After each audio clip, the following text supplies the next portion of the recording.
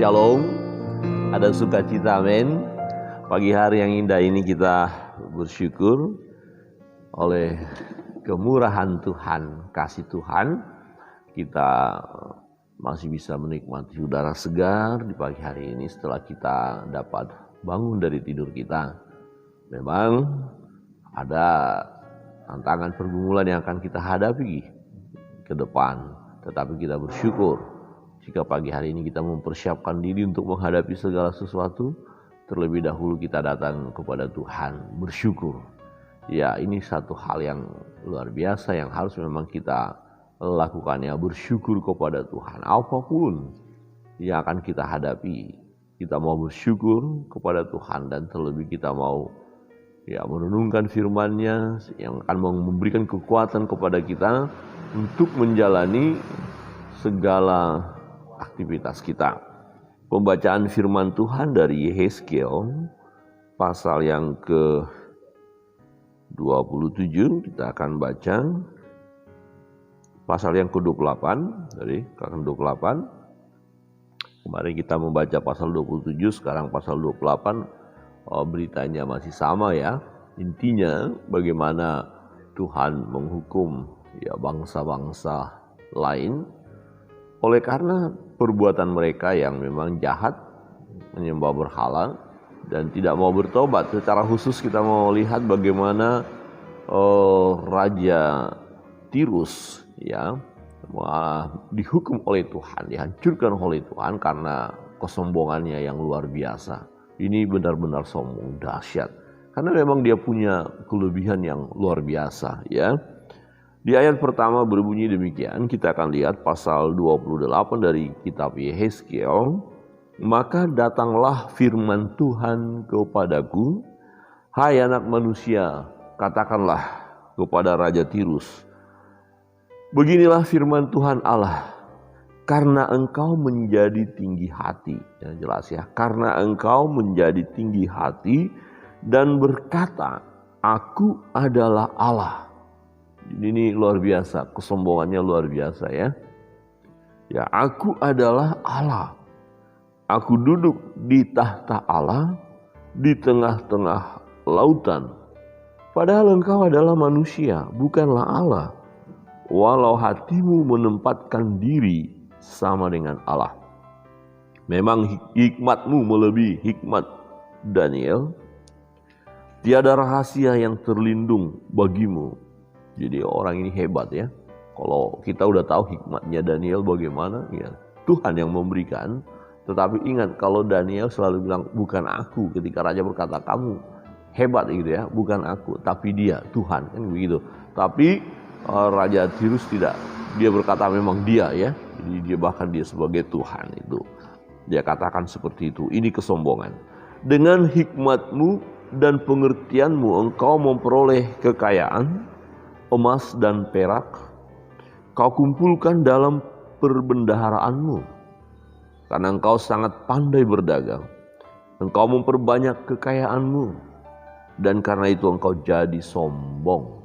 Ini dia. Ya, kita harus waspada. Ya, apa yang kita miliki, kelebihan-kelebihan yang luar biasa yang kita miliki, ya, berbahaya untuk membawa kita kepada kesombongan. Dan memang kecenderungan itu ada. Nah, ini menjadi satu peringatan bagi kita. Oleh sebab itu beginilah firman Tuhan Allah, karena hatimu menempatkan diri sama dengan Allah, maka sungguh aku membawa orang asing melawan engkau, yaitu bangsa yang paling ganas, yang akan menghunus pedang mereka, melawan hikmatmu yang terpuja, dan semarakmu dinajiskan. Engkau diturunkannya ke dalam lubang kubur. Engkau mati seperti orang yang mati terbunuh di tengah laut, di tengah lautan. Apakah engkau masih akan mengatakan di hadapan pembunuhmu, aku adalah Allah? Padahal terhadap kuasa penikahmu engkau adalah manusia, bukanlah Allah. Engkau akan mati seperti orang tak bersunat oleh tangan orang asing. Sebab aku yang mengatakannya. Demikianlah firman Tuhan Allah. Saudara yang terkasih dalam Tuhan, ini sangat mengerikan, ya. ya, Raja Tirus, kematiannya yang luar biasa ya. Dan menarik di sini firman Tuhan katakan, apakah engkau akan berkata aku Allah kepada orang yang menikam engkau? Ya, ada orang menikam dia dan dia ternyata mati. Ya, ternyata dia tak berdaya. Tadinya begitu sombong, dahsyat. Di ayat-ayat berikut kita melihat dalam ratapan itu luar biasa. Ya, dia memang hebat, dia luar biasa. Di ayat 12 berkata begini, hai anak manusia, ucapkanlah suatu ratapan mengenai Raja Tirus, dan katakanlah kepadanya, beginilah firman Tuhan Allah, gambar dari kesempurnaan engkau, penuh hikmat dan maha indah. Wah, dia punya kelebihan yang dahsyat, luar biasa. Di ayat 14, kuberikan tempatmu dekat kerub yang berjaga di gunung kudus Allah. Engkau berada dan berjalan-jalan di tengah batu-batu yang bercahaya-cahaya. Engkau tak bercela di dalam tingkah lakumu sejak hari penciptaanmu sampai terdapat kecurangan padamu. Jadi awalnya dia ya luar biasa. Ya gak ada masalah ya. Dia taat, dia baik, dia setia, dia tidak sombong begitu. Tetapi lama-lama dia mulai sombong. Nah ayat 17, engkau sombong karena kecantikanmu, hikmatmu. Ya kau musnahkan demi semarakmu, ke bumi kau kulempar. Kepada raja-raja yang kau kuserahkan menjadi tontonan bagi matanya. Dengan banyaknya kesalahanmu dan kecurangan dalam dagangmu, engkau melanggar kekudusan tempat kudusmu. Maka aku menyalakan api dari tengahmu yang akan memakan habis engkau, dan kubiarkan engkau menjadi abu di atas bumi di hadapan semua yang melihatmu. Jadi jelas mengapa Allah menghukum Raja Tirus. Memang kesalahannya yang luar biasa ya, dosanya yang dahsyat. Nah secara khusus kesombongan, dan bahkan dia mau menyamai dirinya ya dengan Allah. Dia berkata dia adalah Allah karena memang dia punya hikmat yang luar biasa. Ya. Diperbandingkan antara Daniel dan dia, firman Tuhan katakan, ya dia lebih tinggi hikmatnya dari Daniel. Berarti orang ini hebat. Ya dia cakap. Ya ilmu dagangnya juga tinggi. Ya dia bisa kelola semuanya. Tetapi ironisnya adalah dia mau menyamakan dirinya setara dengan Allah. Atau dia mau berkata dialah Allah. Saudara yang terkasih dalam Tuhan, kisah nyata beberapa peristiwa yang sudah terjadi. Ada orang-orang yang sombong di muka bumi ini yang mengatakan bahwa dirinya lebih hebat daripada Allah. Dan dia berkata tidak ada Allah. Dan lihat bagaimana keadaan mereka, matinya mereka bagaimana, mengenaskan. Ada penyanyi yang terkenal, ada tokoh-tokoh yang terkenal, ada orang hebat begitu sombong dan berkata enggak ada Allah. Apa itu Tuhan? Tidak ada, aku yang lebih hebat. Ada seorang penyanyi yang terkenal itu dan berkata dia lebih terkenal daripada Yesus. Ya, tetapi lihat akhirnya apa yang terjadi. Ya, dia ditembak oleh orang yang pengagumnya sendiri. Ya, dia ditembak dan akhirnya mati juga. Ada yang mati karena bunuh diri. Ya. Jadi orang-orang yang menyamakan dirinya sebagai Allah atau tidak menganggap ada Allah, ya membanggakan dirinya, menganggap dirinya hebat. Tinggal nunggu waktu orang itu akan selesai, diselesaikan oleh Tuhan, diselesaikan. Karena orang-orang yang sombong. Kalau kita lihat dosa awalnya, dosa ini kan dosa kesombongan ya. Nah bagaimana kita lihat ada malaikat yang mendapatkan keistimewaan dari yang lain, dan ini seringkali digambarkan sebagai jatuhnya malaikat ya. Tetapi ini memang murni berbicara tentang Raja Tirus yang memang sombong. Tetapi kalau kita lihat bagian bawah ada gambaran bahwa ini berbicara juga tentang Lucifer, karena dia punya kecakapan yang dahsyat yang luar biasa, dan memang itu kejatuhannya mau menyamai yang maha tinggi. Jadi kelebihan daripada malaikat ini, Lucifer, yang mau menyamai yang maha tinggi, mau berada dalam kedudukan sebagai Allah. Nah, akhirnya dihukum oleh Tuhan. Dan itu adalah kesombongan. Jadi dosa yang pertama yang terjadi itu kesombongan. Ya, mengerikan sekali. Nah, jadi sombong ini itu sama dengan menyatakan dirinya sama seperti Allah. Ya, orang sombong, hebat, siapa saya? Enggak boleh, kita enggak boleh sombong. Kita bisa menikmati segala sesuatu yang kita miliki, kelebihan-kelebihan dari orang lain, itu kan pemberian Tuhan. Tapi ketika kita sombong, kita tidak melihat itu sebagai pemberian daripada Allah. Berarti kita tidak menghargai Allah. Ya, coba kalau saudara ada orang lain, saudara berkati, ya, saudara berikan sesuatu ya kepada dia, saudara tolong dia, saudara kasihi dia. Dan setelah dia memiliki apa yang kita berikan, dia sombong. Dia tidak mengakui bahwa kita yang berikan itu. Saya memang punya, saya ada. Loh, orang ini kok sombong banget. Tak ambil lagi nanti, kan gitu ya. Awas kok ya, kira-kira begitu secara manusia. Ya, jadi kesombongan ini dosa yang sangat mengerikan. Dan kecenderungan manusia untuk sombong memang ada. Semua manusia. Oh, bagaimana kalau dia udah jadi pendeta? Ya, udah dikagumi, khotbahnya hebat. Nah, justru kesombongan ya sangat-sangat dekat dengan dia.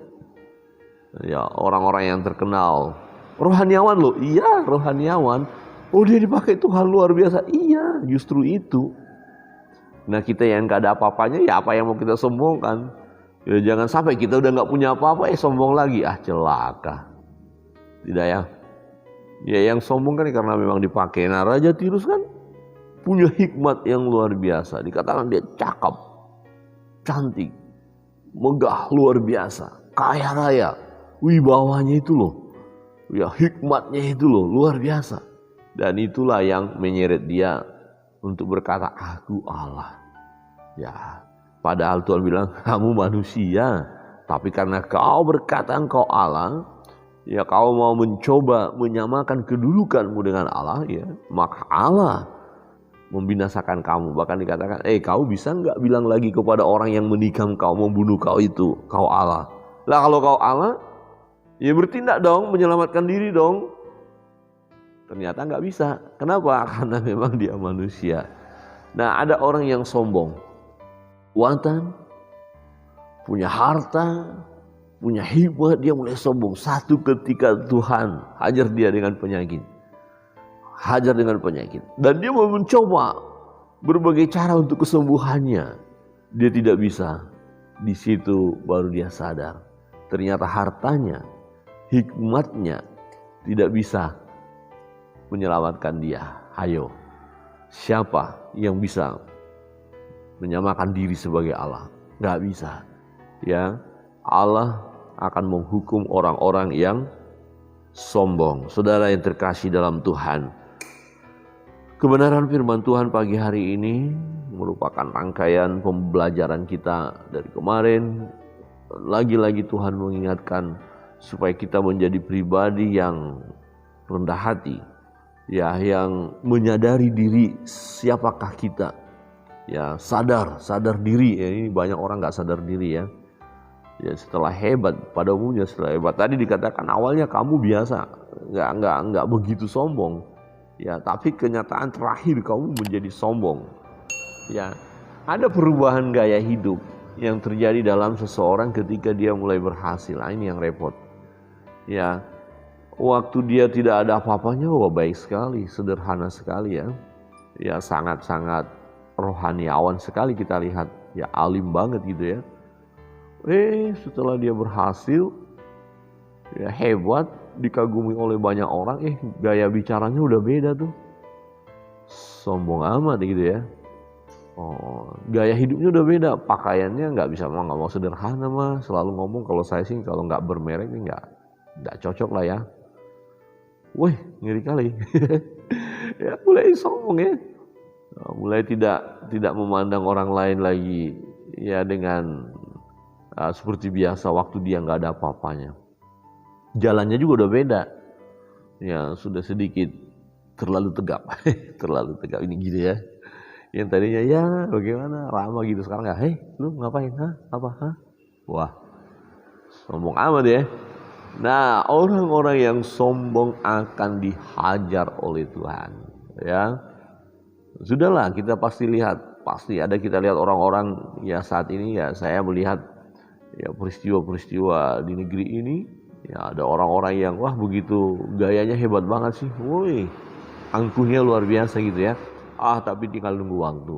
Kita sih tidak mendoakan orang hancur, jangan. Kita lebih baik berdoa supaya orang bertobat.